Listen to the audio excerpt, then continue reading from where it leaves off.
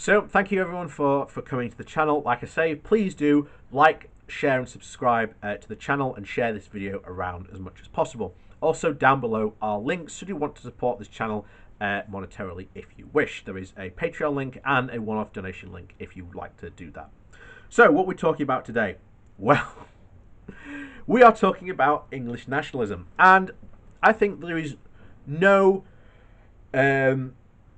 there's no way you can deny it.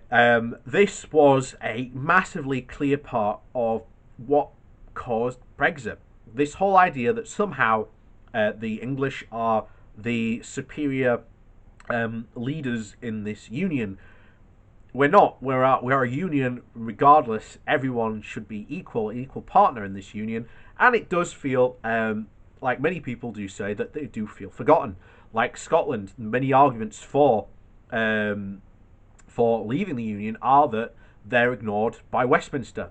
My argument for that is maybe don't vote for SNP for an MP, but yeah, I agree. In the north, you can come down that and say, do you feel ignored by Westminster? That's exactly the sentiment you will get all over Yorkshire and all over the north. And again, this is a very big problem that we actually have to solve. We have to get people more educated about our system, and we have to get people re-engaging with the system. You know, we have to get people voting again, and because lots of people don't vote, and it could massively change the country if just literally about 10 or 15% more people voted in this country. Could have huge changes.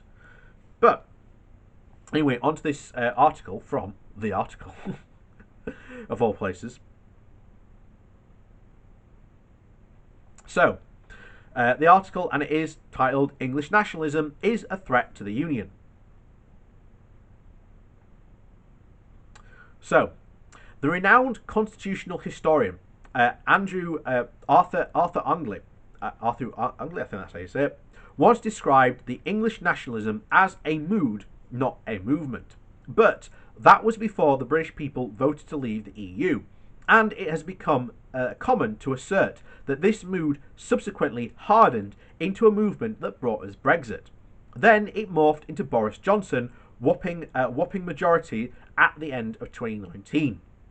But it is not a persuasive argument, because it ignores the majority in Wales that backed leave and the substantial minorities that did likewise in Scotland and Northern Ireland. Aughey, who believes that the referendum put the Union in a predicament, acknowledges that the ideological vessel for Brexit and Englishness involves a democratic claim with the UK as much as a nationalistic assertion against the EU. It is a self-evident statement. Yet, we still see the referendum result and any subsequent difficulties for the Union blithely and routinely ascribed to English nationalism. Admittedly, some recent polls show that in England, enthusiasm for its links with the rest of the United Kingdom has dwindled, particularly among pro-Brexit conservatives. But if this sentiment really is rising, it's superficial not to ask whether it's linked to an anti-English separatism in Scotland, Wales or Northern Ireland, and why there still isn't a sustained demand for England's independence, or an English Parliament at least. Tony Blair admitted to steamrolling through referendums on Scottish and Welsh devolution after Labour won the general election in 1997. His experiment was supposed to destroy the separatism in the British regions, but instead it provided a platform for the Scottish National Party to eventually dominate Scottish politics.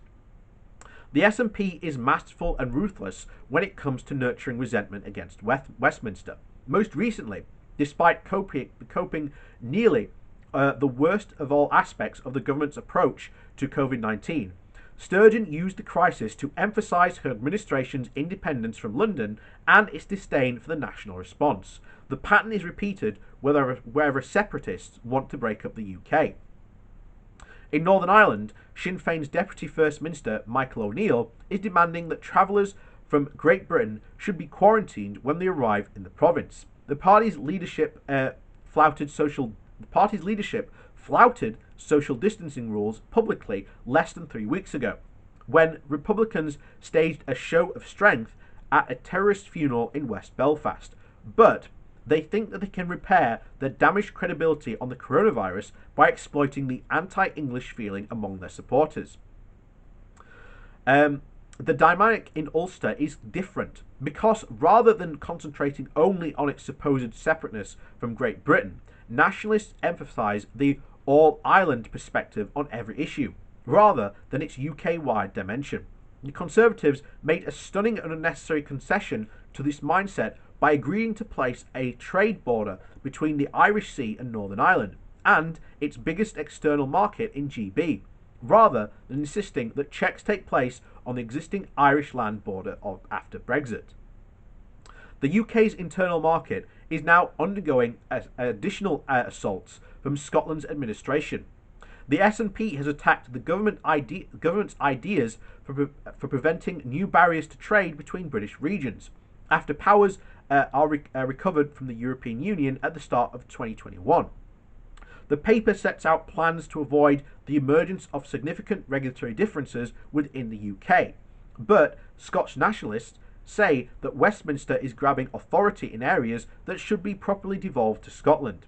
Just like Northern Ireland and Wales, Scottish businesses sell far more goods to the rest of the UK than any other external market, but for nationalists, separatism trumps economics. The constant diet of aggression and grievance from the devolved regions was always going to exasperate English voters eventually, particularly when a perception that taxpayers in England fund Scotland, Northern Ireland and Wales generously. Yes, transferring public money to less prosperous areas of the country is part of living in a utilitarian state, but it relies upon the goodwill and solidarity that is difficult to sustain in the face of the insistent rhetoric against the English.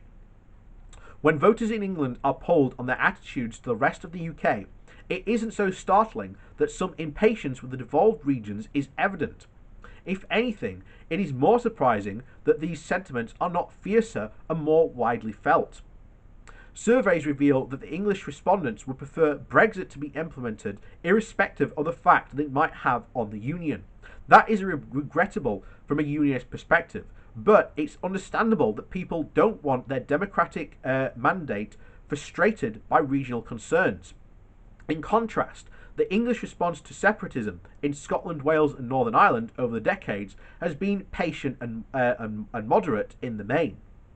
Perhaps that's the reason that there is still a tendency among politicians at Westminster to assume that nationalism can be defanged by granting greater powers to the evolved regions. This way of thinking has found its way into the proposals for Devolve Max, or the full fiscal autonomy for Scotland. The Constitutional Reforms Group paper on radical devolution and the idea that the UK should become a genuine federal state. The policymakers should remember that whichever powers separatists wield and whatever the autonomies they're granted, they will always use them to foster grievances against Westminster and further loosen the bonds that hold together the United Kingdom. The Northern Ireland Protocol is the latest self-inflicted constitutional disaster designed to placate nationalists. It shouldn't be the last. So let me know what you think, but that is true. Nationalists are always going to have an agenda to separate off from the thing, so obviously they're going to use it regardless. I mean, I've said this before. Well, I would like to see the One Yorkshire Plan implemented. Unfortunately, Dan Jarvis, my MP, has decided to become mayor of the South Yorkshire City region, and it's dumb. So dumb. When everyone voted for a One Yorkshire region, of course, you've got the whole point of that Sheffield, Rotherham, Doncaster and Barnsley don't like Leeds and other places. However, most of East, North and West Yorkshire have come together to say, yeah, we need the One Yorkshire solution, except South Yorkshire. Most dominated by Sheffield, to a point where they didn't even show up at meetings. That's how bad it is in this area. It's frustrating, but there you go. And like I say, a one Yorkshire devolution deal would be far better than splitting it up into different regions, because that way we've got a lot more power and say in what we do. But I can't disagree with the guy's point what he's making there, that the more power you give to the SNP, the more they're just going to say, oh, this is more reason we should be independent, etc., etc., etc. And like I said in a thing yesterday, if another referendum does happen, the Scots want it, well, fine. It's no skin off my back. But anyway, there we go.